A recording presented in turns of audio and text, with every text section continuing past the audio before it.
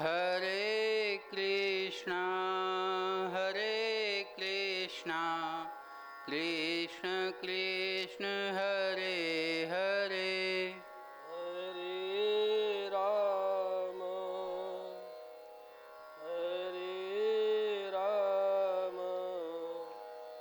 राम राम हरे राम राम राम हरे हरे हरे कृष्णा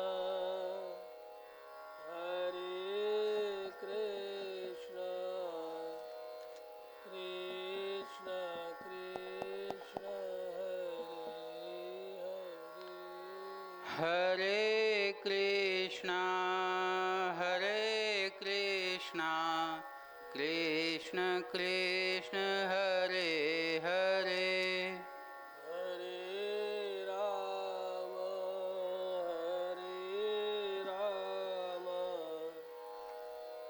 राम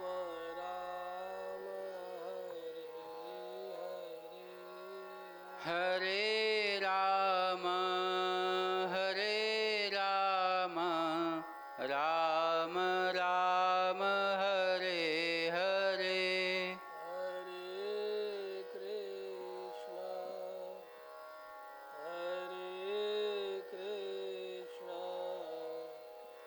कृष्ण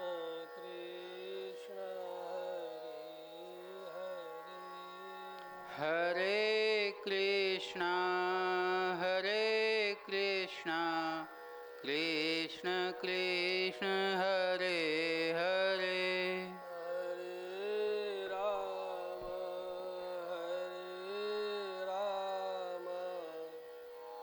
राम राम हरे हरे राम राम राम हरे हरे हरे कृष्णा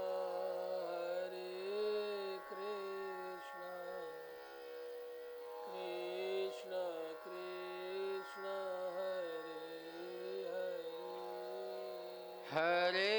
कृष्ण हरे कृष्णा कृष्ण कृष्ण हरे हरे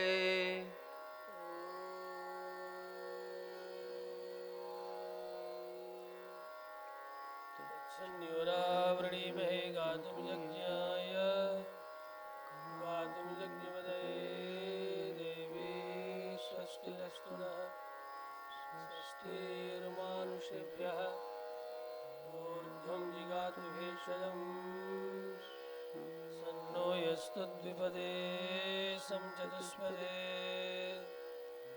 ॐ शान्तिः वैदेही सहितं सुरद्रुमतले हैमे महामण्डपे मध्ये पुष्पकमासने मणिमये वीरासने संस्थितम् अग्रे वाचयति प्रभञ्जनसुते तत्त्वमुनिभ्यः परं व्याख्यान्तं भरतादिभिः परिभृतं रामं भजे श्यामलम् रामं रामानुजं सीतां भरतं भरतानुजं सुग्रीवं वायुसूनुं च प्रणमामि पुनः पुनः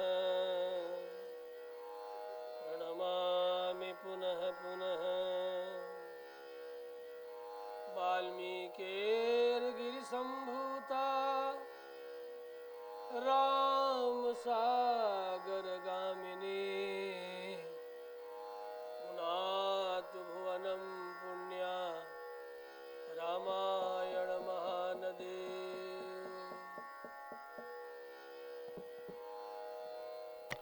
बाबू मेन माइक में आवाज को ऊंचा करो। वनम पुण्या रामायण महानदी वाञ्छा कल्पतरुभ्यस्य कृपा सिन्धुभ्यैव च पतितानां पावनेभ्यो वैष्णवेभ्यो नमो नमः।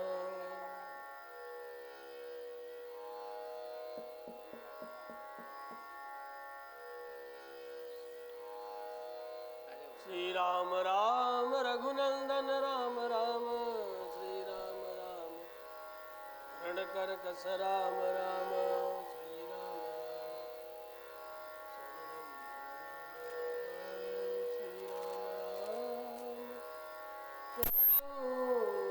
शरणं प्रपद्ये। माता रामो मत्पिता रामचन्द्रः, स्वामी रामो मत्सखा रामचन्द्रः, सर्वस्व मे रामचन्द्रो दयालु। नान्यं जाने नैव जाने न जाने। वाञ्छाकल्पतरुभ्यश्च कृपा सिन्धुभ्य एव च पतितानां पावनेभ्यो वैष्णवेभ्यो नमो नमः। वन्दे वेदान्तकर्पूरचामेकरकरन्दकं रामानुजार्यमार्याणां दामणिमहर्निशम्। श्रीराम जय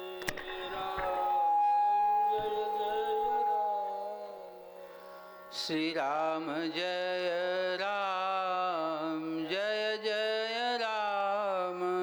श्री राम जय राम, जय जय राम।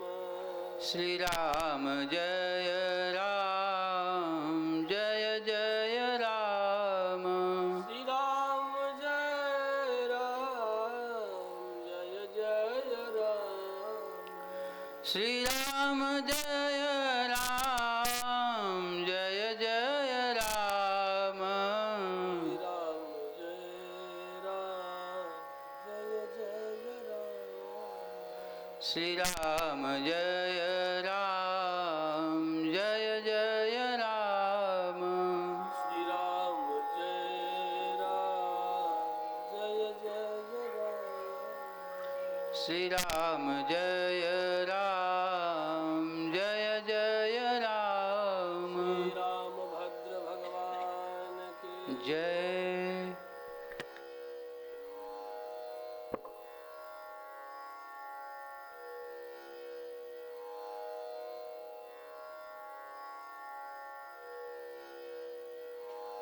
अखिल शुभाश्रय संपन्न भगवान श्रीमन्नारायण का श्वासभूत वेद, जिनका उपब्रह्मण श्रीमद् वाल्मीकि रामायण की भक्ति रस वर्धिनी भास्वती भगवती चिन्मयी आनंदमयी श्रीमद् रामायणी कथा का रसास्वादन चातुर्मास व्रत व्याज हम सब नित्य ही कुछ क्षण 2 माह से भी अधिक दिनों से करते चले आ रहे हैं। जब द्रवय दीन दयालु राघव साधु संगति पाइय, यही दरस परस समागमादिक पाप राशि रसाइये। दंडन मिसमह एकहु बारा, सतसंगति दुर्लभ संसारा। दंडन में सुमात्र का भी सज्जनों का संग, जीवात्मा का परम कल्याण करने का सामर्थ्य रखता है। और क्षण मात्र का दुसंग भी जीवात्मा को बार बार जन्म और मृत्यु के नरक में ठेलने का कार्य कर बैठता है। इसलिए विवेकी व्यक्ति को सत्संग में ही अपने चित्त को लगाना चाहिए। आवे कुछ क्षण आज भी विगत प्रसंग से आगे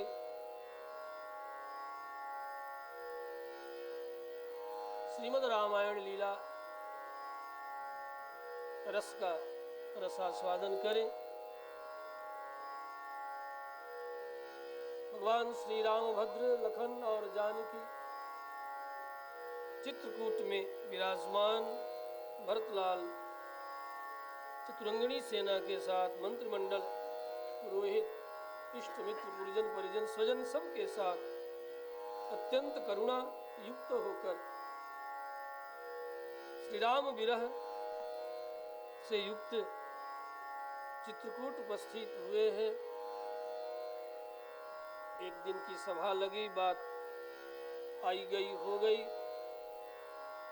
पुनः श्री भरतलाल ने श्री रामभद्र के चरणों में निवेदन किया, अथवा पृष्ठतः कृत्वा वनमेव भवानितः गमिष्यति गमिष्यामि भवता सार्धमप्यहम्। हे करुणा सागर, हे अनाथों के नाथ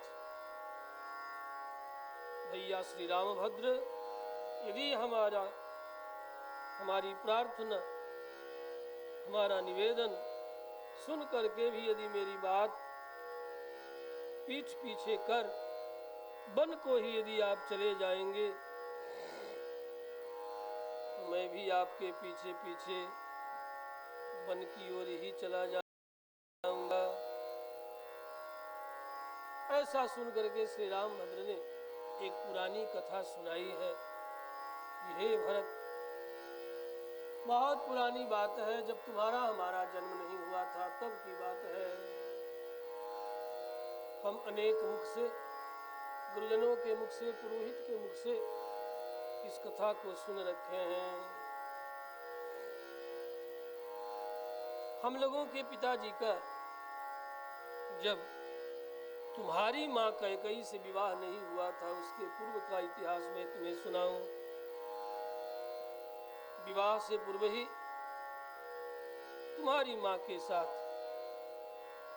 तुम्हारे नाना से हम लोगों के पिताजी ने एक प्रतिज्ञा कर ली थी। भरत ने पूछा, भैया कौन सी ऐसी प्रतिज्ञा थी? तुम्हारे नाना से हम लोगों के पिताजी ने प्रतिज्ञा करके कहा था कि मैं कैकेयी पुत्र को ही राज्य प्रदान करूंगा। उन्होंने प्रतिज्ञा ली थी, तब जाकर के तुम्हारे नाना ने तुम्हारी माता का विवाह हम लोगों के पिता से किया। पुरा भ्रातः पिता नः स मातरम ते समुद्वहन माता महे समाश्रवसेद राजशुल्कम अनुत्तमम। इतनी बड़ी प्रतिज्ञा उन्होंने की थी। हे भरत, इसलिए भी तुम ही राज्याधिकारी हो। देखो, पुत्र का कार्य पिता की आज्ञा का पालन करने से ही पुत्र की पुत्रता, पुत्रत्व सिद्ध होती है। पुत्र नाम नरक का है। उस नरक से जो पिता का उद्धार करता है, उनकी आज्ञा का अनुसरण करके मृत्यु के पश्चात श्राद्ध इत्यादि श्रद्धा पूर्वक संपन्न करके वही पुत्र कहलाता है। जीवतो वाक्य करणात् दशाहे भूरि भोजनात् गयायाम पिंडदानात् च त्रिभी पुत्रस्य पुत्रता। इसलिए हे भरत, हम लोगों को पुत्र का यह अर्थ सिद्ध करना चाहिए। यदि पिता ऋणी मर जाते तो उन्हें नरक की प्राप्ति होती।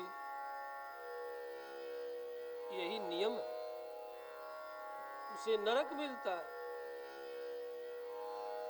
जो ऋणी चला जाए,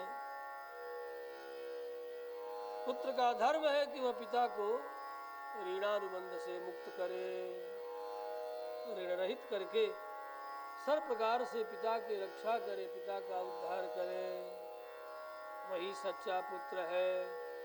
तुम नाम नो नरकादि अस्मात् पितरम त्रायते सुतः तस्मात् पुत्र इति प्रोक्तः पितृन्यः पाति सर्वतः। इसलिए हे रघुनंदन भरत, हे नर श्रेष्ठ भरत, सुनो, मैं भी पिताश्री को ऋणानुबंध से मुक्त करने के लिए, बचाने के लिए प्रयास कर रहा हूं, और तुम्हें भी पिताश्री को नरक से उद्धार का उपाय करना चाहिए। तुम्हें भी पिता की आज्ञा का पालन करना चाहिए और हमें भी पिता की आज्ञा का पालन करना चाहिए।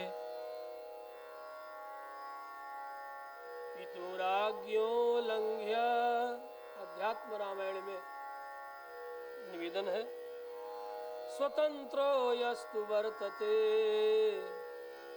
सजीवन्नेव मृतकम् देहांते निरयं व्रजेत्। जो पिता की आज्ञा का उल्लंघन करके मनमाना स्वयं स्वतंत्र आचरण करता है, वह जीते जीते मृतक के तुल्य है, और मरने के बाद पुत्र दुखदायी लोकों को प्राप्त करता है। इसलिए हम दोनों को ही पिता का उद्धार करना चाहिए। तस्मात् त्राहि नरश्रेष्ठ पितरम नरकात् प्रभो। तस्मात् त्राहि नरश्रेष्ठ, हे नरश्रेष्ठ भैया भरत, मैं और तुम दोनों सुखपूर्वक पिता की आज्ञा का पालन करते हुए उन्हें ऋण रहित करें। तुम राज्य करते हुए और मैं पिताजी के सत्य की रक्षा करके वन में रहकर उन्हें ऋण रहित करके उनकी रक्षा करूं। यही हम दोनों का धर्म है, दोनों का कर्तव्य है।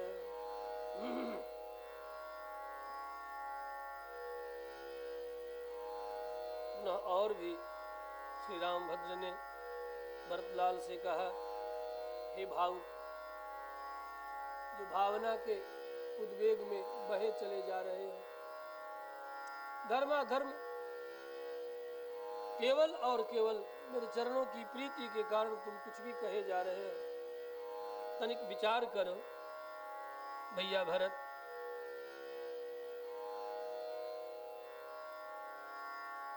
इस तरह पिता की आज्ञा का उल्लंघन करके हम दोनों को नहीं रहना चाहिए, जिसके लिए पिताश्री ने राज्य, पिताश्री ने शरीर का परित्याग कर दिया, और उनके मरने के बाद, उनके जाने के बाद हम दोनों उनकी आज्ञा का उल्लंघन करके मनमाना आचरण करें, इससे पिता ऋणी होंगे, हम दोनों भी ऋण से मुक्त नहीं होंगे।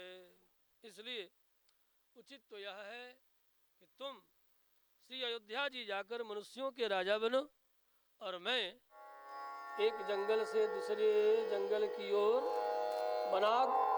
वनांतरम गत्वा, एक वन से दूसरे वन की ओर जा करके मैं जंगली पशुओं का सम्राट बनूं, मैं वनराज बनूं, तुम अयोध्या राज बनो। इसलिए इस समय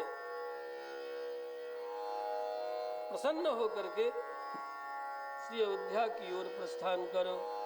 और मैं भी आनंद पूर्वक दंडक कानन दंडक बन की ओर प्रस्थान करूं।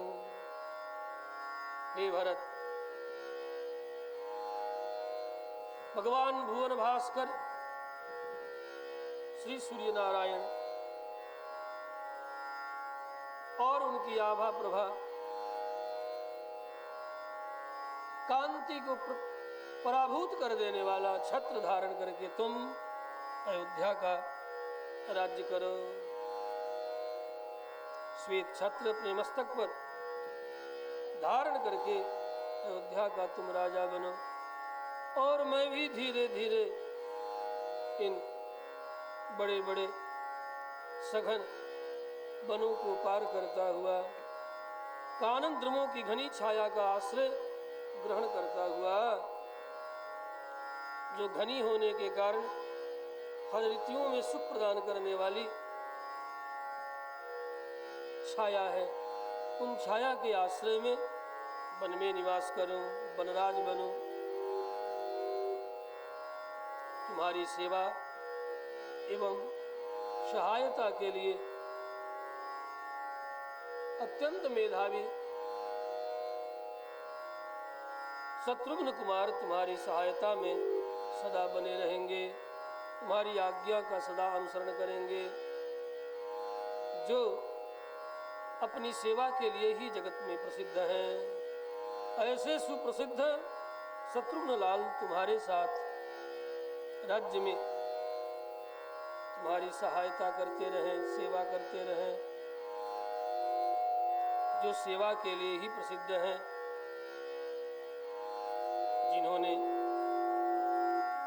जिन्हें माता सुमित्रा ने मेरी सेवा के लिए मेरे साथ भेजा, ये मेरे साथ रहें और शत्रुघ्न लाल तुम्हारे साथ रहें अंगरक्षक बनकर। एक सुमित्रा कुमार तुम्हारे अंगरक्षक बनकर हर प्रकार सेवा करें और एक सुमित्रा कुमार मेरी सेवा के लिए जो मेरे साथ हैं, ये मेरे अंगरक्षक के रूप में मेरे साथ रहें। यही दोनों हम दोनों के मित्र होंगे, सखा होंगे, भाई होंगे, रक्षक अंगरक्षक होंगे। इस प्रकार हम चारों पुत्र अपने आदर्श पिता चक्रवर्ती नरेंद्र श्री दशरथ जी की प्रतिज्ञा की, सत्य की रक्षा करें, यही हम दोनों का कर्तव्य है। अतः हे भरत, तुम मेरे विषय में बहुत अधिक ये जो विषाद कर रहे हो, ये करना ठीक नहीं है। त्वं राजा भव भरत स्वयं नराणाम। संस्कृत का यह श्लोक और दिव्य है। त्वं राजा भव भरत भव स्वयं नराणाम। तुम मनुष्यों का राजा बनो और मैं वन्यानामहमपि राजराडमृगाणाम। और मैं, तुम केवल मनुष्यों का राजा बनोगे और मैं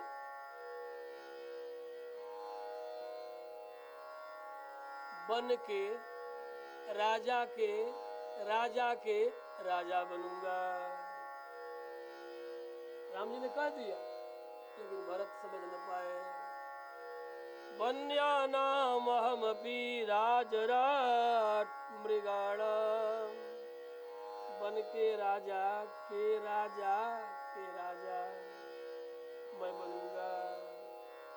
वन्यानामहमपि राजमृगाणाम। गच्छ त्वं पुरवरं अद्य संहृष्टस्त्वमपि दंडकान प्रवीक्षि। मैं दंडक में जाऊं और तुम नरराज बन करके अवध की ओर प्रस्थान करो। राजम मृगाणाम, राज हराण मृगाणाम का तात्पर्य बाद के टीकाकारों ने यही अर्थ किया है, मृगाणाम राजराट भवामी। राजराट, मृगाणाम राज, उसका भी राजा। मृगाणाम रंजक शिक्षक भवान, कई अर्थ किए। मृगों का राजा शेर, वनों का राजा शेर, वन का राजा, अब उसका राजा मैं।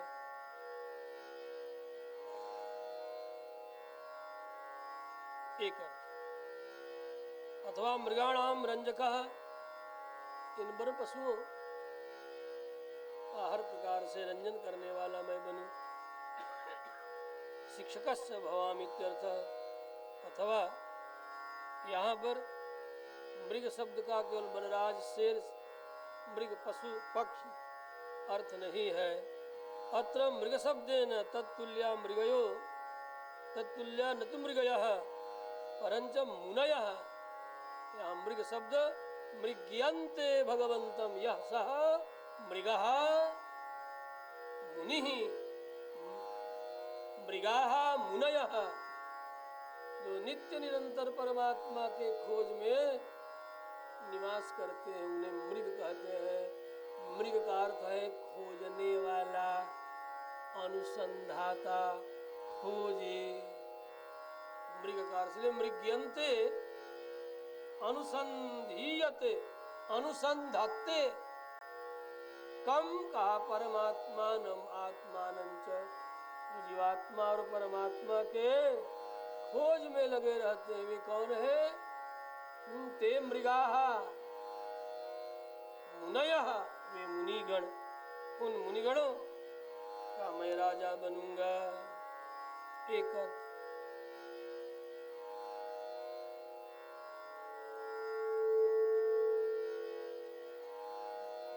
पुनः अन्यार्थ आगे चल करके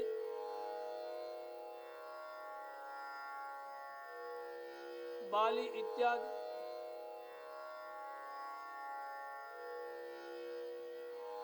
का उद्धार करके, सुग्रीव की रक्षा करके मैं भी राजा का राजा सिद्ध होऊंगा। बाली का उद्धार करूंगा, सुग्रीव को राजा बनाऊंगा। वह राजा मेरे चरणों के अधीन होकर के सब कार्य करेगा। इसलिए ठाकुर जी कहते हैं मैं मृगों का सम्राट बनूंगा, मृगों को आनंद दूंगा, उन्हें शिक्षा भी दूंगा, उनसे भिक्षा भी लूंगा। इसलिए मृग शब्द का मुख्यार्थ मृगयते, मृग्यन्ते वा अन्वेषयतीति मृगः प्रणादिकं मृग्यते।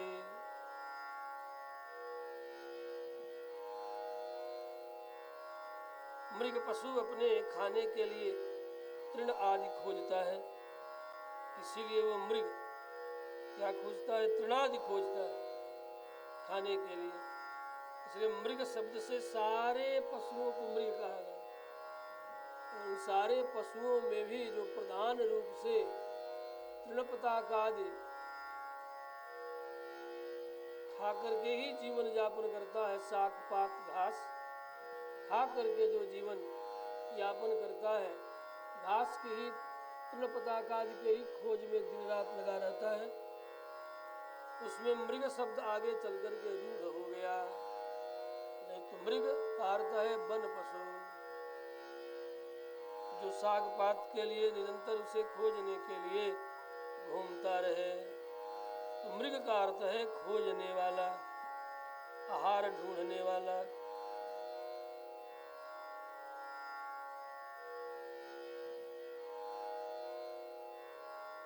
मुनि भी मृग कहलाते हैं, ये भी ढूंढते हैं। ये क्या ढूंढते हैं? ये आत्म तत्व को ढूंढते हैं, परमात्म तत्व को ढूंढते हैं। इसीलिए मृगः मुनिः, मृगाः मुनयः, मृगयते मृग्यन्ते वा मृगाः, जो आत्म तत्व परमात्म तत्व को ढूंढते रहते, ऐसे जो मुनिजन हैं, ऐसे मुनिजनों का मैं राजा कहलाऊंगा, जो कि किसी न किसी साधन भजन उपासना के द्वारा परमात्मा को ढूंढते रहते हैं। इस प्रकार मृग शब्द से मुनियों का भी ग्रहण संभव हो जाता है।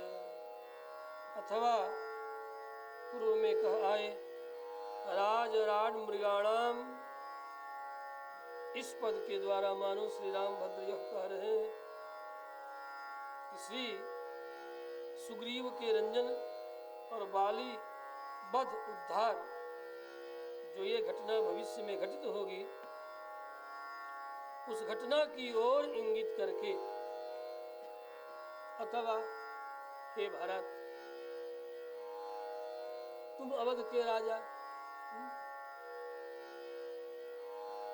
और मैं वन का राजा, ये सारा वन और अवध जिस चक्रवर्ती सम्राट के अधीन है, ये वन भी तो चक्रवर्ती सम्राट हम लोगों के पिता के ही अधीन है।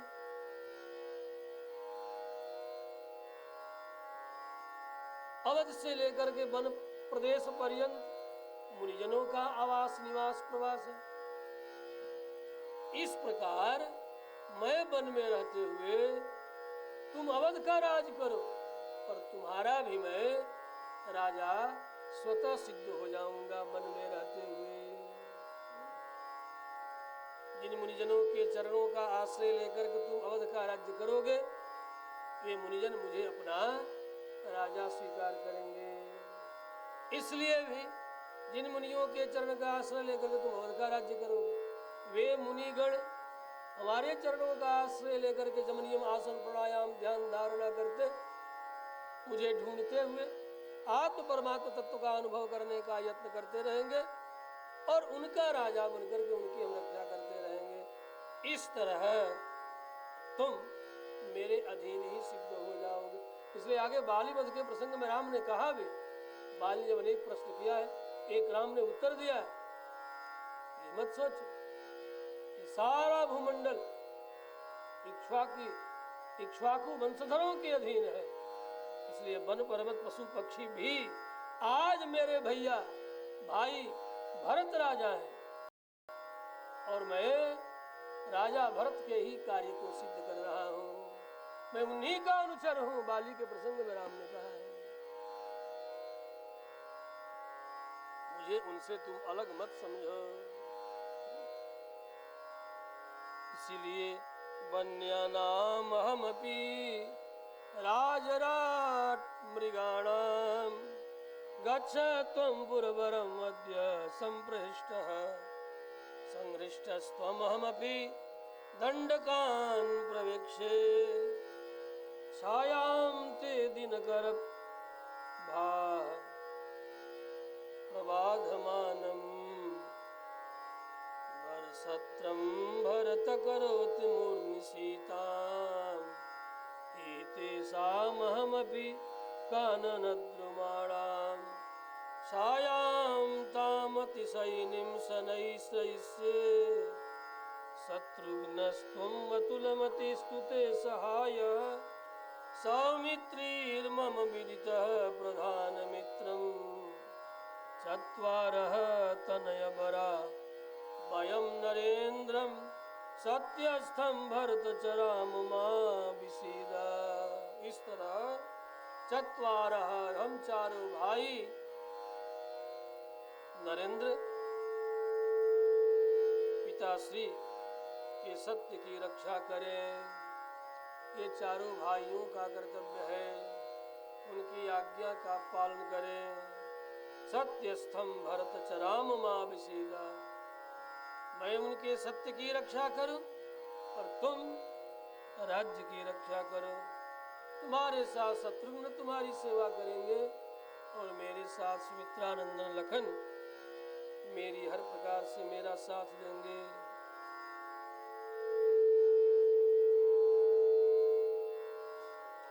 इस तरह श्री रामभद्र इस प्रसंग में भविष्य की लीला का भी संक्षेप में वर्णन कर दिया है। क्योंकि भविष्य में बाली को दंड और सुग्रीव को न्याय देना होगा, उनके लिए ठाकुर जी ने आज ही बता दिया, मैं मृगु का सम्राट बनूंगा और सम्राट को निग्रह अनुग्रह दोनों का अधिकार होता है। इस प्रकार धर्म तत्ववेता श्री राम ने भरत को आश्वस्त कर ही रहे थे। उसी समय रामभद्र जब बोल रहे थे, उसी समय सभा में खड़े होकर के विप्रश्रेष्ठ जाबाली ने श्री रामभद्र को धर्म से युक्त या कहूँ धर्म से रहित, धर्म के विरुद्ध कुछ एक बातें मन बहलाने के लिए ही सही, राम को मनाने के लिए ही सही, महर्षि जाबाल उठ के खड़े हुए और निवेदन करने लगे।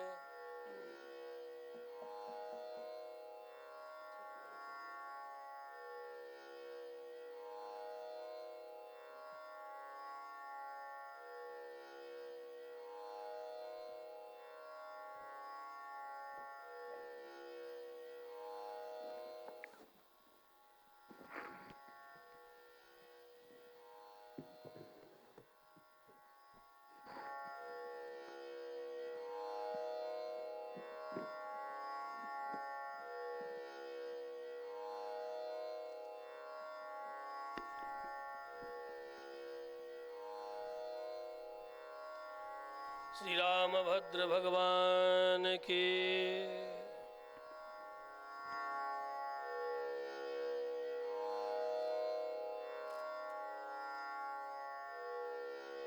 जाबाली ये भी भगवान श्री रामभद्र के प्रति प्रीति के कारण है, लौटा ले जाने के लिए ही किसी भी भाव से ये लौट चले। कहने लगे,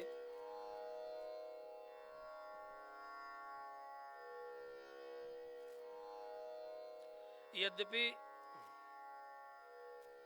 जाबाली का हृदय अधार्मिक नहीं है, फिर भी रामभद्र के प्रीति के कारण कुछ एक बातें ऐसे कह गए, क्योंकि अब ये कहना जरूरी हो गया जब भरतलाल श्री रामभद्र के वचनों का उत्तर देने में अपने आप को असमर्थ पा रहे हैं, निरुत्तर हो गए हैं। तब महर्षि को भरत के ऊपर दया आ गई और वे अधार्मिक के तरह कुछ एक बातें करने लगे। कहा, बात क्या है? आश्वासयन्तं भरतं जाबालेर ब्राह्मणोत्तमः उवाच रामं धर्मज्ञं धर्मापेतम् इदं वचः। महर्षि वाल्मीकि ने भी कह दिया है, यद्यपि जाबाली का वचन धर्मयुक्त नहीं है, फिर भी भरत के प्रति दया के कारण और राम को लौटा ले जाने के कारण कहने लगे। क्या कह रहे हैं? हे रामभद्र, आपको प्राकृत मनुष्यों की भांति बात नहीं करनी चाहिए। संसार में कौन किसका पिता है और कौन किसकी माता है? जीव अकेला ही जन्म लेता है और अकेला ही चला जाता है। ये सुनने में आपात रमण बड़ा ही दार्शनिक लगता है ये वाक्य, और अच्छे अच्छे धर्मज्ञ लोग भी ऐसा बोलते बोलते बोल जाते हैं। कौन किसका माता है, कौन किसका पिता है? सब अकेले आए, सब अकेले जाएंगे। आपात रमण ये वाक्य है, और दर्शन के वचन भी समर्थन कर बैठेंगे। आपको लगता है कि यह अधर्म पूर्ण वचन हो सकता है?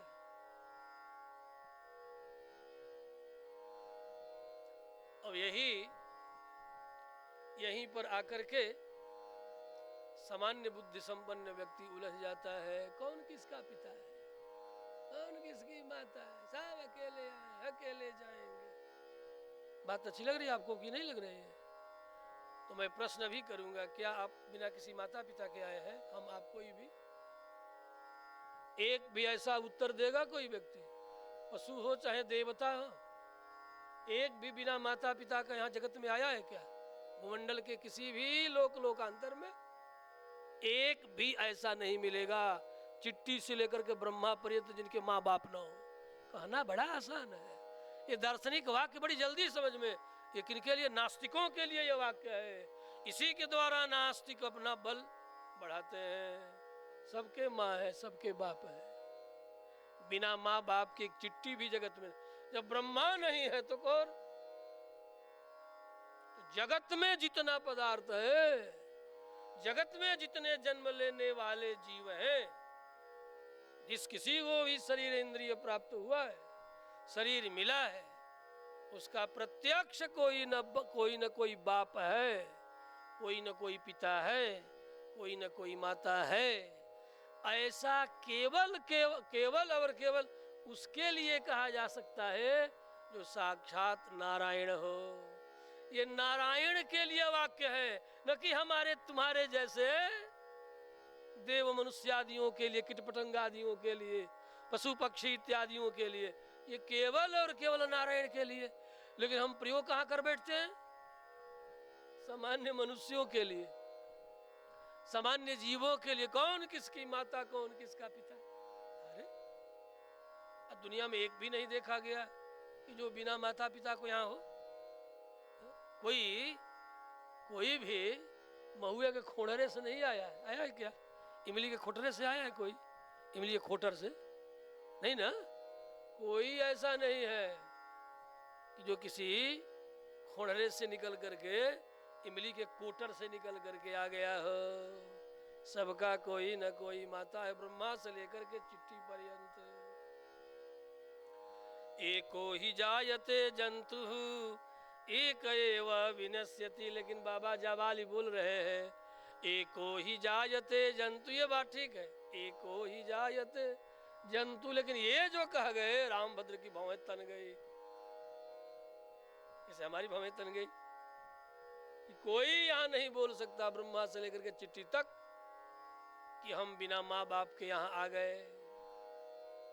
ऐसा बोलने वाला नास्तिक है, अस्तित्व को स्वीकार न करने वाला है, अपने पूर्वज को स्वीकार न करने वाला, वह व्यक्ति नास्तिक है। शास्त्र के भी ठीक ठीक वचनों को न समझने वाला, न मानने वाला। न समझने वाला भी नास्तिक होता है, न मानने वाला तो परम नास्तिक है। एको ही जायते जंतु, ये सच है कि एको ही जायते जंतु, एक ही अकेला ही जीव जन्म लेता है? जन्म तो लेता है और अकेला ही पुनः यहाँ से चला जाता है। जाता तो अकेले, आता भी अकेले, लेकिन किसी न किसी माध्यम से आता है और किसी न किसी माध्यम से यहाँ से जाता भी, जाने का भी माध्यम बनता है। क्या बताएं, शाम तक तो ठीक ही थे, अचानक उनकी आंखें बंद हुई, गति और रुद्ध हो गया, चले गए, माध्यम बन गया। हाँ, शाम तक ठीक ही थे, रात में खा पी करके सोए तो सवेरे पता चला कि चले गए। एको ही जायते, अकेले ही जाता है और बाद में दुनिया वाले हाय तुम कहाँ गए, चिट्ठी न कोई संदेश, जाने कौन सा देश जहाँ तुम चले गए। दुनिया बाद में रोती है, लेकिन संसार में आने का भी माध्यम है, जाने का भी माध्यम है। एको ही जायते जंतु एक एव विनश्यति।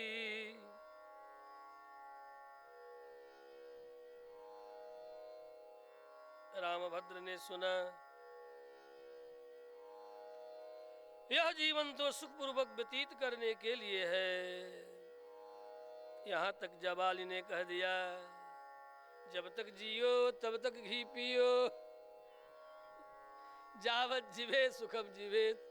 ऋणम कृत्वा घृतम पिबेत भस्मीभूतस्य देहस्य पुनरागमनम कुतः। जब तक जीना चाहिए तब तक ऋण करके भी घी पी लेना चाहिए। कौन जानता है जो गया सो लौट करके फिर आवे या न आवे। यही नास्तिकों के तरह की बात है। सुनने में तो बड़ा सुंदर लगता है, इसीलिए इसे कहते हैं चारु वाक्य।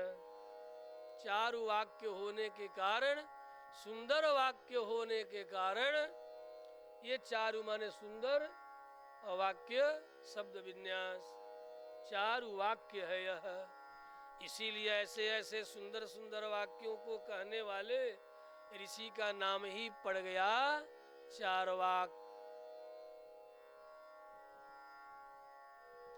और ऐसे ऋषि को भी हमारे हैं आस्तिक ग्रंथों में भी उन्हें स्थान दिया गया। अभिव्यक्ति की स्वतंत्रता अनादिकाल से हमारे भारतीय परंपरा में रही है। बादे बादे जायते तत्वबोध, सुनने और कहने की परंपरा अनादि है हमारी। भगवान नारायण से संवाद की परंपरा आरंभ हुई, जिसके ब्रह्मा आचार्य हैं, भगवान शिव आचार्य हैं, देवर्षि नारद आचार्य हैं, वेदव्यास आचार्य, सुखदेव मुनि आचार्य, सुत जी आचार्य हैं, सौनकादि मुनि आचार्य। और आज कलयुग में अनेक लोग कह रहे हैं और सुन रहे हैं। अभिव्यक्ति की स्वतंत्रता भारतीय परंपरा की अनादि प्रचलन है, ये कोई नई बात नहीं। इसलिए हमारे देश में आस्तिक दर्शनों का तो आदर है ही, नास्तिक दर्शनों का भी, उसे भी हम लिखाते हैं, पढ़ाते हैं, छपाते हैं और करीने से अपने पुस्तकालय में सजा करके रखते भी। चारवाक का भी दर्शन ग्रंथ, उसका भी आदर करते हैं, क्योंकि जानेंगे नहीं तो समाधान कैसे प्राप्त होगा। इसीलिए अपने यहाँ कहा गया हेयम अपि ज्ञातव्यम, त्याज्य को भी जानना चाहिए, उपादेयम अपि ज्ञातव्यम, और जो पालन करने योग्य है, ग्रहण करने योग्य है, उन सब शास्त्रों को, वाक्यों को भी जानना समझना चाहिए। हेय का यदि ज्ञान नहीं होगा तो उपादेय में प्रवृत्ति नहीं होगी। क्या हमारे योग्य है और क्या हमारे लिए त्याज्य है, तो त्याज्य का भी ज्ञान करना होगा, तभी उपादेय वाक्य, सत्संग और शास्त्र के प्रति मन में श्रद्धा और निष्ठा और उनकी आज्ञा का पालन करने की ओर हम अग्रसर होंगे। तो जाबाली ने कह दिया, सुखपूर्वक जीवन व्यतीत करना के लिए ही यह जीवन प्राप्त हुआ है। अतः छोड़ो धर्म कर्म और प्रतिज्ञा पालन की बातें। यहाँ तक जाबाली कह गए, भरत के अनुराग से आप अयोध्या का राज्य स्वीकार कीजिए। जो होना था हो गया। पिताजी ने अपनी प्रीति का निर्वाह कर लिया, सत्य का पालन कर लिया, राज्य के कई के माध्यम से, बर के माध्यम से भरत को दे दिया और भरत ने आपको समर्पित कर दिया। बात पूरी हो गई। राजा ने अपने कर्तव्य का पालन किया, कई ने भरत को राज्य दिया और भरत ने आपको, इसलिए अब आपको अयोध्या लौट चलना चाहिए। राज्यम सत्वम निगृहिणी स्व भारते न प्रसादितः। भरत के द्वारा निवेदन किया गया, आपके चरणों में यह राज्य, इसे आप स्वीकार करें। अब तो जाबाल की वचन सुनकर के श्री राम जी से रहा न गया। संशय रहित बुद्धि के द्वारा उन्होंने बड़ी विनम्रता पूर्वक उत्तर दिया, हे विप्रवर, आपकी बात सुनने में तो बड़ा ही सुंदर लग रही है। आपकी बातों को सुनने से लगता है कि यही कर्तव्य है। जैसे धृतराष्ट्र कहा करते थे महाभारत में कि जब मैं विदुर की बात सुनता हूँ तो लगता है विदुर ही ठीक कह रहा है, हे पितामह। और जब दुर्योधन की बात सुनता हूँ तो लगता है नहीं, दुर्योधन ही ठीक कह रहा है। और जब अपने श्याला जी की बात सुनता हूँ, शकुनी की, तो लगता है नहीं नहीं, शकुनी ही ठीक बोल रहा है। तो राम जी भी आज कह रहे हैं कि हे विप्रवर, आपकी बात सुनकर तो लगता यही है कि आप ठीक ही कह रहे हैं। आपकी बात पथ्य सी लग रही है, लेकिन सच कहूं, पथ्य सी पालन करने के योग्य यद्यपि लग रही है, पथ्य सी लग रही है, लेकिन पथ्य है नहीं, पालन करने के योग्य है नहीं। अकार्यम कार्य संकासम, जो करने के योग्य नहीं है, करने के योग्य को कहते हैं कार्य। भाई पूछता है ना कौन सा काम है, अरे भाई मत पूछो, आजकल बहुत सा कार्य हमारे जिम्मे, मतलब करने के योग्य बहुत सा क्रियाकांड है। अकार्यम कार्य संकासम, अकार्यम जो करने के योग्य नहीं है, वह कार्य जैसा प्रतीत हो रहा है आपके श्रीमुख से सुन करके। अपथ्यम पथ्य सन्निभम, जो पथ्य नहीं है, लेकिन हे विप्रवर आप कह रहे हैं तो लगता है कि यही पथ्य है, लेकिन है नहीं। बड़े विवेक से राम जी ने जाबाली के वाक्यों का इस तरह खंडन करते हैं। माने आप कहते हैं तो ठीक लगता है, लेकिन है नहीं ठीक। लगता तो ठीक है, लेकिन ठीक है नहीं। तो अपथ्यम पथ्य सन्निभम, अकार्यम कार्य संकासम, अपथ्यम पथ्य सन्निभम। आपके कथनानुसार चलने पर तो समस्त लोगों की परलोक की हानि हो जाएगी, यह लोक भी बिगड़ जाएगा। तब तो आए दिन व्यक्ति अपने अपने मन के अनुकूल लोग मार्ग निकालने लगेंगे, उसी को पथ्य और धर्म समझने लगेंगे। यहाँ पर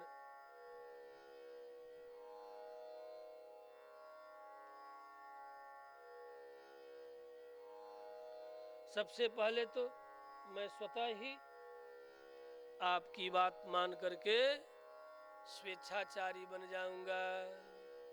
ये ठीक ही तो करें जब वाले माँ ने वर मांगा तो उन्होंने उनको दे दिया, उन्होंने उनको दे दिया, उनको दे दिया।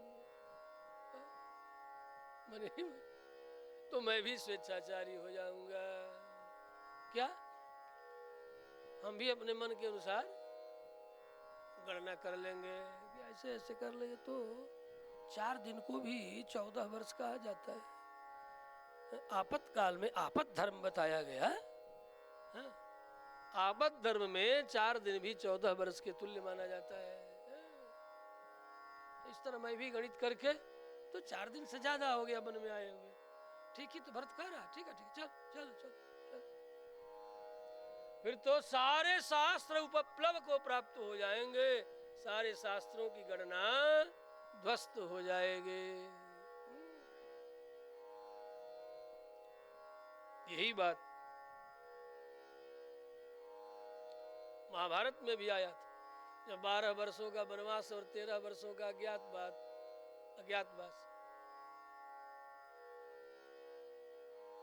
उस समय पांडवों को कुछ एक लोगों ने समझाया कि ऐसी स्थिति में 4 दिन भी 12 वर्ष के तुल्य माना जाता है इन हेतुओं से।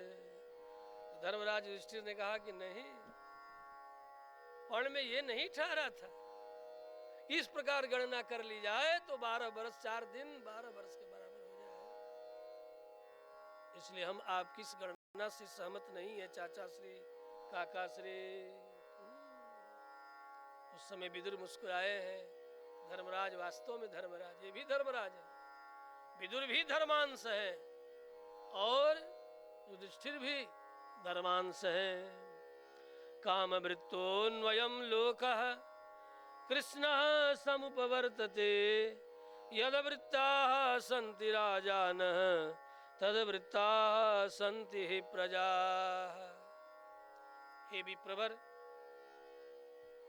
राजा, दुनिया में जगत में ये बात कही जाती है कि जैसा राजा वैसी प्रजा। राजा यदि अधर्मशील होगा तो प्रजा भी अधर्मशील होगी। प्रजातंत्र में प्रजा यदि अधर्मशील है तो राजा भी, तुम्हारा प्रतिनिधि भी, तुम 100 रुपया 500 रुपया लेकर के 1 वोट दोगे तो सोच लो क्या करेगा। अब ज़्यादा मुझे क्या कहना, भुक्तभोगी आप लोग हो, आसपास परिवेश में सब देख लो, सुन लो, समझ लो। प्रजा यदि अधर्मशील है तो तुम्हारा प्रतिनिधि धार्मिक नहीं हो सकता, ईमानदार नहीं हो सकता। तूने अपने कर्तव्यों के साथ बेईमानी की तो वह भी प्रजा के प्रति, कर्तव्य के प्रति बेईमान ही होगा, ईमानदार नहीं हो सकता। इसलिए रामभद्र निवेदन कर रहे हैं, हे विप्रवर, यदवृत्ताः सन्ति राजानः, राजा का जैसा शील होता है, चरित्र होता है, प्रजा उसी के शील का अनुगमन करती है। तदवृत्ताः सन्ति हि प्रजाः, निश्चय ही हे विप्रदेव, आपकी बुद्धि विषम मार्ग में स्थित हो गई है। आप घोर नास्तिक और पाखंडी के तरह बातें कर रहे हैं। आपको मेरे पिताजी ने जो अपना जाजक यज्ञ करने वाला, कराने वाला जो बना लिया, उनके इस कर्म की मैं निंदा आज कर रहा हूँ कि आपके जैसे नास्तिक और पाखंडी को कैसे हमारे पिताश्री ने अपने मंत्रिमंडल में स्थान दे दिया, पुरोहित में स्थान दे दिया, जाजक बना दिया, यज्ञ करने कराने वाला बना दिया। मैं अपने पिताश्री के इस कर्म की आज निंदा कर रहा हूँ आपके चरित्र देखकर। आपकी नहीं, उनकी निंदा कर रहा हूँ। उन्होंने आप जैसे नास्तिक और पाखंडी को अपने पुरोहित पद पर स्थान दिया। निंदाम्यहं कर्म कृतं पितुस्तद यस्त्वाम गृह्णात् विषमस्थ बुद्धिं बुद्ध्या नयैवं विधया चरन्तं सुनास्तिकं धर्मपथादपेतं। धर्म के पथ से च्युत आपके जैसे विप्र को कैसे उन्होंने पुरोहित पद पर नियुक्त कर दिया। ऐसा कहते कहते श्री राम की वाणी में रोष प्रकट होने लगा, क्रोध प्रकट होने लगा। श्री रामभद्र के रोषपूर्ण वाणी को सुन करके विप्रवर्य जाबाल कारुणिक हो गए, सिर झुका लिया, आंखें झुका लिया और करुण स्वर में कहा, हे रामभद्र, हाथ जोड़ करके अपने कांपते हुए सिर हिलाते हिलाते, हे रामभद्र, हे रामभद्र, मैं नास्तिक नहीं हूँ, मैं पाखंडी भी नहीं हूँ। रो रो के कहने लगे, न मैं नास्तिक हूँ, न मैं पाखंडी हूँ। हे रामभद्र, मैं केवल और केवल तुमसे अतिशय स्नेह और प्रीति के कारण कि तुम कुछ भी करके तुम्हें अयोध्या लौटा ले चले, बस यही मेरे मन की भावना है। इतना सुनते ही राम जी प्रसन्न हो गए कि प्रेम परवश होकर के जाबाली ऐसा कह रहे हैं। इसलिए विगत दिनों में भी कहा है, भक्ति के क्षेत्र में दूषण भी भूषण बन जाता है। भक्ति का क्षेत्र ही ऐसा है कि वह दूषण भी भूषण बना देता है। मैं किसी भी प्रकार का, मेरा कोई और उद्देश्य नहीं,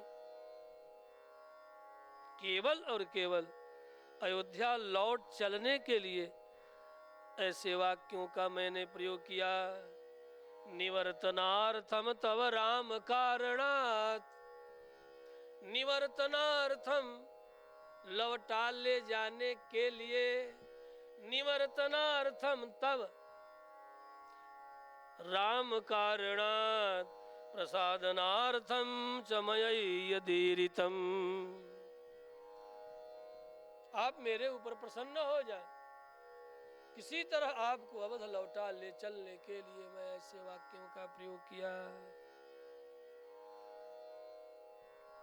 श्री रामभद्र को क्रुद्ध रोष पूर्ण जान करके महर्षि वशिष्ठ ने भी बीच बचाव किया। हे राम, तुम जैसा समझ रहे हो वैसा जाबाल है नहीं, ये केवल और केवल तुम्हारे प्रति प्रेम के कारण तुम्हें लौटा ले चलने के लिए ये ऐसी बातें कर रहे हैं। महर्षि जाबाली आज के नहीं, बहुत प्राचीन तत्वज्ञानी मुनि है, औपनिषद मुनि है, ये औपनिषद ऋषि हैं। हे रामभद्र, तुम्हें इनके प्रति क्रोध नहीं करना चाहिए। वे जीवलोक के गमनागमन को अच्छी तरह जानते हैं। उन्हें पता है कि जीव इस लोक से परलोक जाता है और पुनः इस लोक में लौट करके आता है, इन्हें पता है। फिर भी तुम्हें लौटाने के लिए ऐसे वाक्यों का इन्होंने प्रयोग किया है। जाबालिरपि जानीते लोकस्यास्य गतागते। ये ऐसे ऐसे सुंदर वाक्यों का प्रयोग, चार वाक्यों का प्रयोग केवल और केवल प्रीति परवश होकर के इन्होंने कहा है। क्रुद्धमाज्ञाय रामं तु वसिष्ठः प्रत्युवाच। हे रघुनंदन, इस समय जाबाल मुनि ने जो नास्तिकों के तरह बात की है, कही है, इसका कारण तुम्हारे प्रति केवल और केवल अतिशय प्रेम और कुछ नहीं। ये तुम्हारे वनवास से अत्यंत दुखी हैं, ये चाहते हैं कैसे भी राम को लौटा ले चले। इसके बाद वशिष्ठ जी अपनी बातें रख रहे हैं। इक्ष्वाकु वंश का इतिहास, कुल परंपरा बताते हुए इन्होंने भी अपनी ओर से बहुत सी बातें कही है कि हे रामभद्र, देखो तुम्हारी वंश परंपरा में ज्येष्ठ पुत्र ही राजा होता आया है। प्रत्येक पुत्र के होते, ज्येष्ठ पुत्र के होते हुए छोटा पुत्र राजा कभी नहीं हुआ। मैं इक्ष्वाकु से लेकर के अब तक सभी राजाओं को नाम से गणना करके तुम्हें सुना दूं। आज तक ये कभी परंपरा न रही कि ज्येष्ठ पुत्र है और छोटा पुत्र राजा बन गया हो। सदा से ही परंपरा चली है। पूर्वजे नावरः पुत्रो ज्येष्ठो राजा अभिषेच्यते। पूर्वजे नावरः पुत्रो ज्येष्ठो राजा अभिषिच्यते। इक्ष्वाकूणां हि सर्वेषां राजा भवति पूर्वजः। संपूर्ण इक्ष्वाकु वंशों की परंपरा में आज तक मैंने यही देखा, सुना, किया, कराया। पुनः वशिष्ठ ने बड़ा धर्मयुक्त वचन श्री रामभद्र को सुनाया है। दूसरी युक्ति सुना रहे हैं। हे पुरुष सिंह, संसार में 3 गुरु प्रधान होते हैं। ये तीनों गुरु कहलाते हैं। पहली गुरु माता है, पहली माता, दूसरा पिता और तीसरा मंत्रदाता, शिक्षादाता, आचार्य। तो माता, पिता और आचार्य, ये तीनों की गुरु संज्ञा होती है।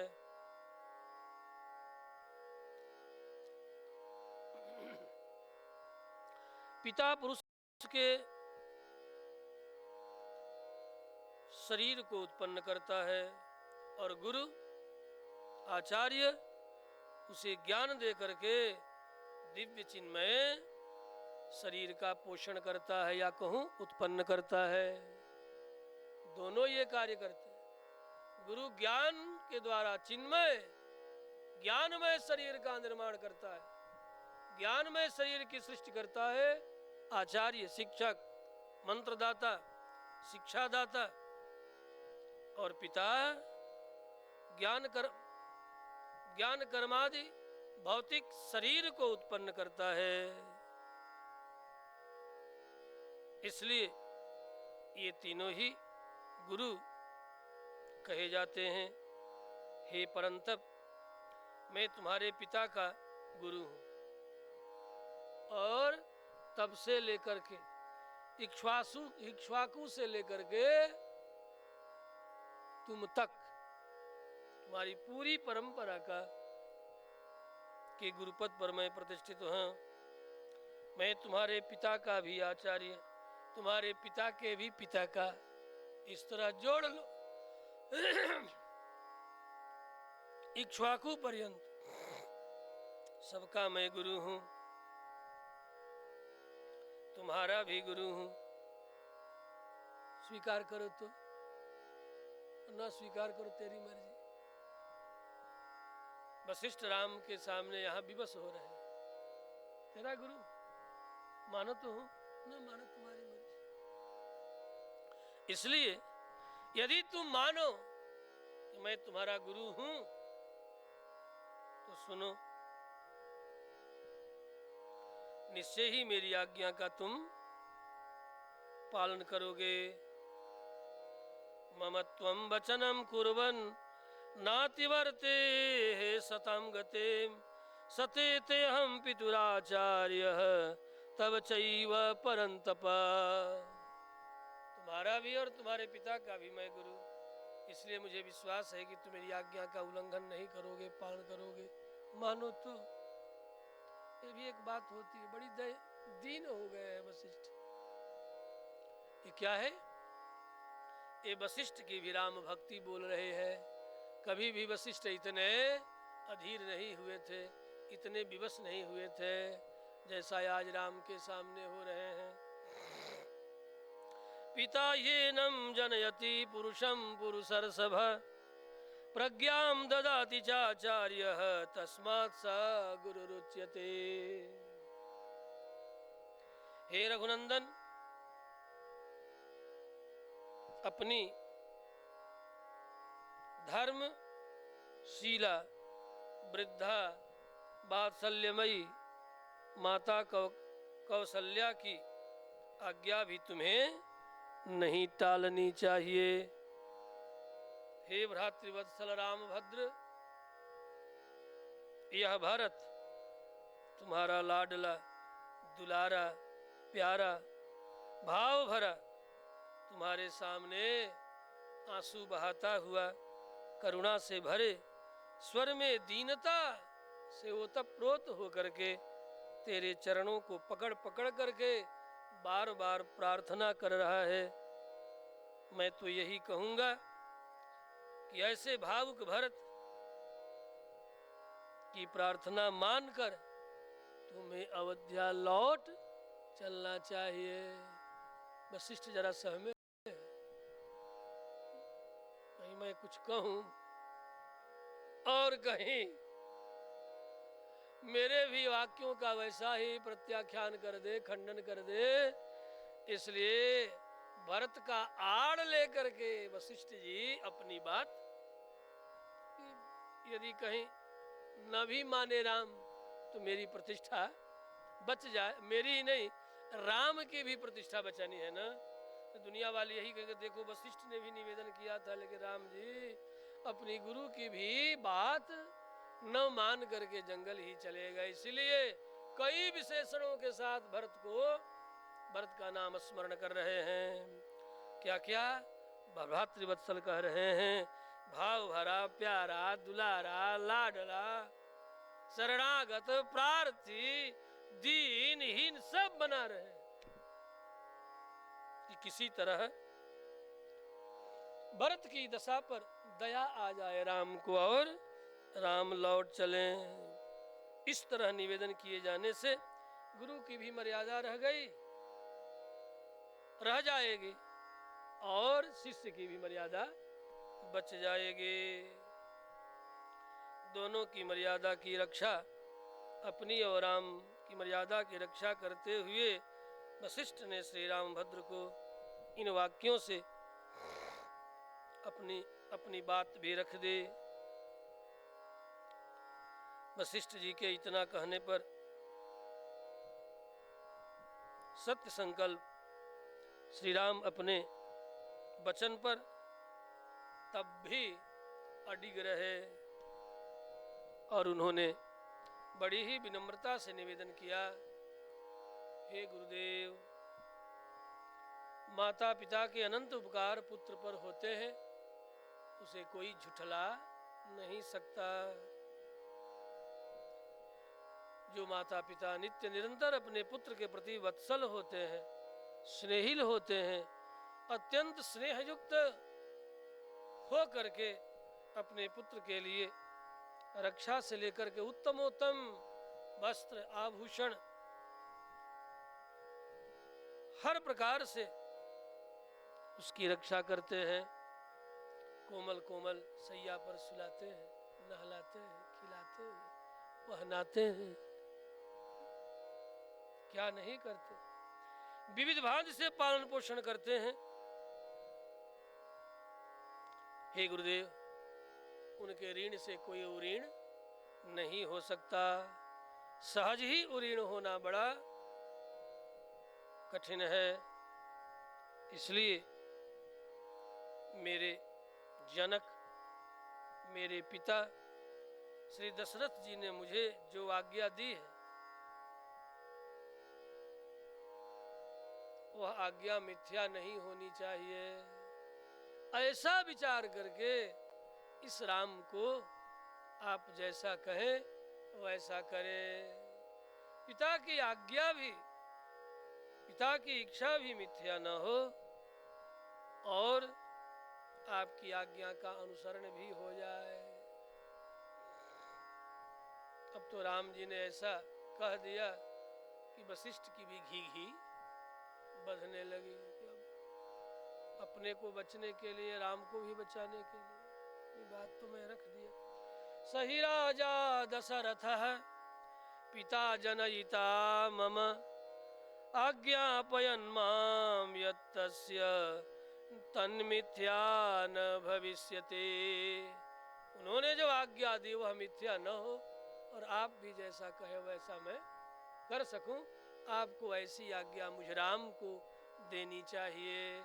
ऐसी आज्ञा आप मुझे दें वो मैं करने के लिए शिरोधार्य हूं, तैयार हूं, तत्पर हूं। इसी के बीच में रामभद्र जब बोल रहे थे तभी भरतलाल उठ के खड़े हो गए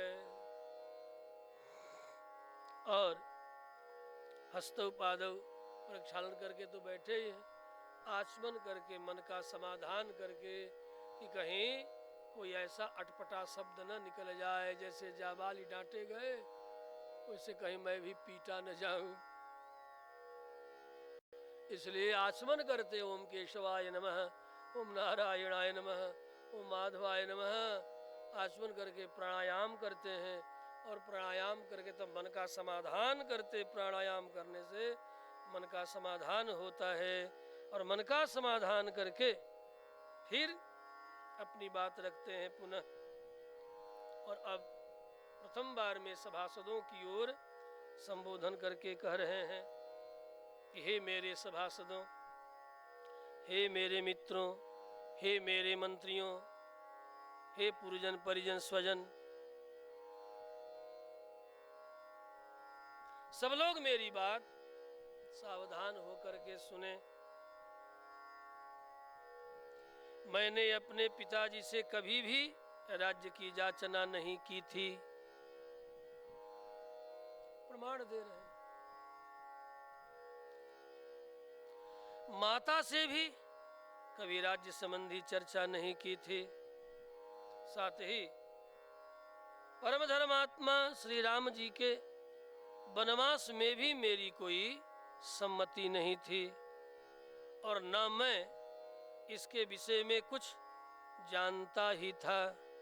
अतः मेरे ऊपर यदि यह राज्य थोपा जा रहा है तो आप सभी कहो ये कहाँ का न्याय है।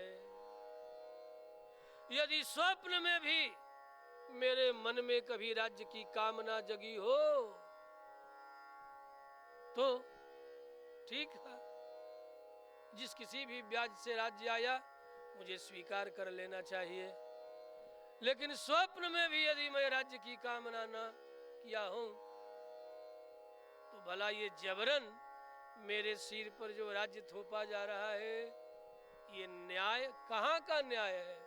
हे पुरजनों आप कहो, हे स्वजनों आप कहो, हे मित्रों आप कहो, हे सभासदों, हे मंत्रियों, हे अवध के पुरवासियों, आप लोग क्यों चुप बैठे हो? आप लोग भी तो कुछ कहो।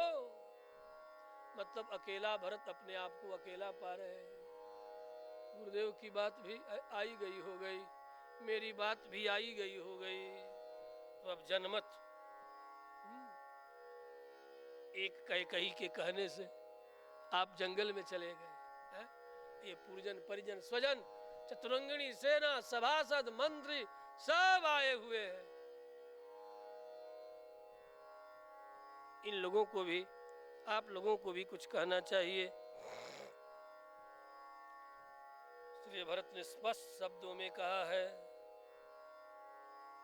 ये तो अन्याय हो रहा है मेरे साथ। अब तो कोई मेरे साथ न्याय करे। पुरजन परिजन स्वजन मंत्री वर्ग राजा पुरोहित करें अथवा भैया श्री राम के चरण ही मेरे लिए न्याय करे। चरण पकड़ लिए, अब न्याय करे मेरे लिए। अब मैं न्याय की गुहार कर रहा हूं, सब लोग मिलकर के मेरे लिए न्याय करें। जब मैं राज्य नहीं चाहता तो जबरन क्यों मेरे सिर पर राज्य थोपा जा रहा है। एवं परम धर्मज्ञम नानुजानामि राघवम न याचे पितरम राज्यम नानुशासामि मातरम।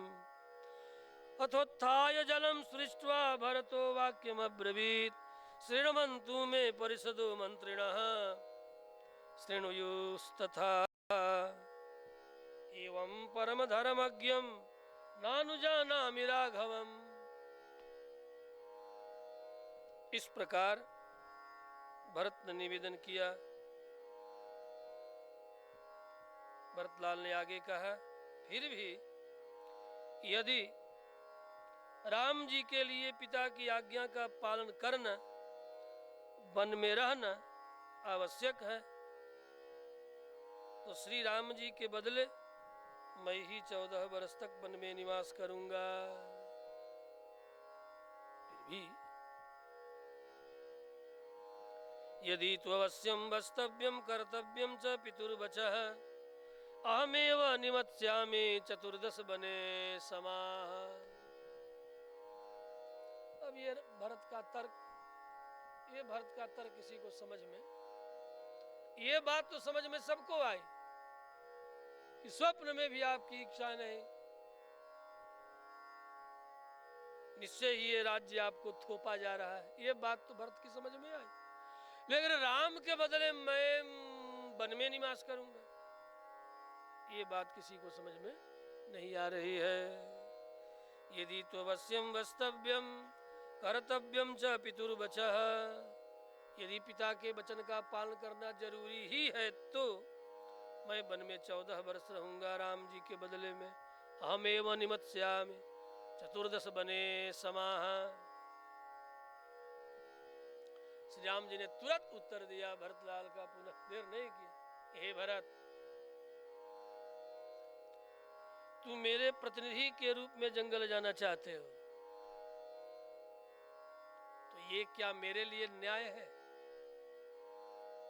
कहां कहां प्रतिनिधि बनाया जाता है उसके लिए भी धर्मशास्त्र है। कहाँ कहाँ कोई प्रतिनिधि बना सकता है।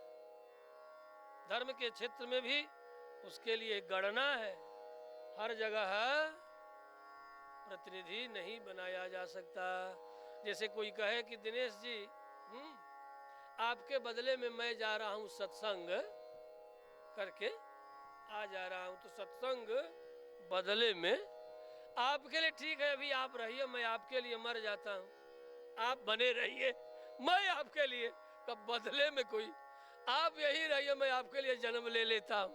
तो जन्म मरण हानि, जन्म मरण सत्संग आपको करने, आपके बदले मैं ही सत्संग भजन कर लेता हूँ, आपके बदले मैं ही संध्या भजन आदि कर ले रहा हूँ। तो धर्म के क्षेत्र में संध्या का अधिकार प्रतिनिधि हो करके नहीं है कि प्रतिनिधि बनकर के कोई संध्या कर ले आपके लिए। प्रतिनिधि बनकर के संध्या का अधिकार नहीं है। और भी बहुत, एक दो जगह नहीं, बहुत सा जगह है। फिर अनेक तरह के प्रश्न जगते हैं।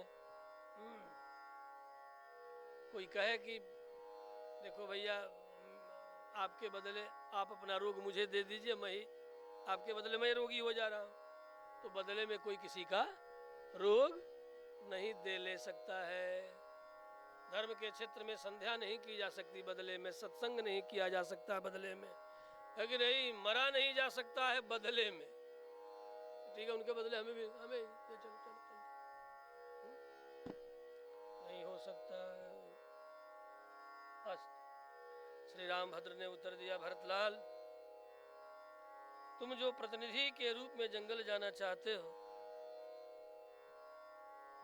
ठीक है, यद्यपि यह उचित नहीं है, लेकिन प्रतिनिधि भी कब बनाया जाता है? कुछ एक ऐसे कार्य हैं जिसके लिए तो प्रतिनिधि बनाया ही नहीं जा सकता। कुछ कार्यों के लिए प्रतिनिधि बनाया भी जाता है, तो कब बनाया जाता है? ठीक है, आपके बदले में तो कोई और यज्ञमान बन जाए, लेकिन कब बन जाए? वह अनिवार्य स्थिति हो तब आपके बदले में हो सकता है। लेकिन वो भी क्या क्या नहीं हो सकता? लोकांतर नहीं जाया जा सकता, संध्या वंदनादि नहीं किया जा सकता, रोगादि को परावर्तित नहीं किया जा सकता, बदले में आयु जात्यादि को नहीं बदला जा सकता, दिया जा सकता, प्रतिनिधि नहीं बनाया जा सकता। आयु की प्रतिनिधि नहीं बनाया जा सकता, जाति की प्रतिनिधि बनाया जा सकता, घोड़ा के प्रति गधा नहीं हो सकता है। और प्रतिनिधि कहीं बनाया भी जाता है तो किन परिस्थितियों में? जहाँ अनिवार्य है वहाँ तो नहीं ही बनाया जाएगा, लेकिन जहाँ बनाया जाता है वहाँ तब बनाया जाता है जब शरीर अशक्त हो जाए, तब सहसा शरीर रोगी हो जाए, चलने की शक्ति न रह जाए, यज्ञारंभ हो गया है, तब कार्य अनिवार्य आपतित है, छोड़ा नहीं जा सकता, अब तो उसे कैसे भी करना है, और मेरे शरीर में शक्ति नहीं है, मैं रोगी हूँ, निरुज नहीं हूँ, अशक्त हूँ, ऐसी स्थिति में प्रतिनिधि बनाने की विधि है। परंतु जजमान कहे कि ठीक बा, हम थोड़ा सो के आ रहे हैं, खेत खलिहान देख के आ रहे हैं, आप मेरे प्रतिनिधि के रूप में 10 मला टपका दीजिए, तब नहीं चलेगा। मैं खेत खलिहान देख के आ रहा हूँ, मुझे जरा नींद आ रही, जरा मैं एक नींद मार के आ रहा हूँ, तब तक आप मेरे बदले में सत्संग कर लीजिए, भजन कर लीजिए, तब नहीं। मैं जरा सो करके आ रहा हूँ थोड़ी देर में, हे आचार्य जी, हे भी प्रवर, आप ही मेरे बदले में प्रतिनिधि बनकर के सब करा लीजिए, मैं जरा और किसी काम में हूँ। कब? अशक्त होने पर, रुग्ण होने पर ही प्रतिनिधि बनाने की विधि है। ये नहीं कि आचार्य जी विप्र देवता जरा मैं सो के आ रहा हूँ, जरा अपना खेत खलिहान देख के आ रहा हूँ, आप मेरा प्रतिनिधि बन करके ये सब कर लीजिए। नहीं, उस स्थिति में प्रतिनिधि नहीं बनाया जा सकता। प्रतिनिधि किस अवस्था में बनाया जाता है और किसको किसको बनाना चाहिए, सबके लिए नियम है, धर्मशास्त्र का आदेश है, उसके अनुसार प्रतिनिधि बनाया जा सकता है। श्री राम ने कहा, हे भरत, मुझे वनवास के लिए किसी को प्रतिनिधि नहीं बनाना चाहिए, क्योंकि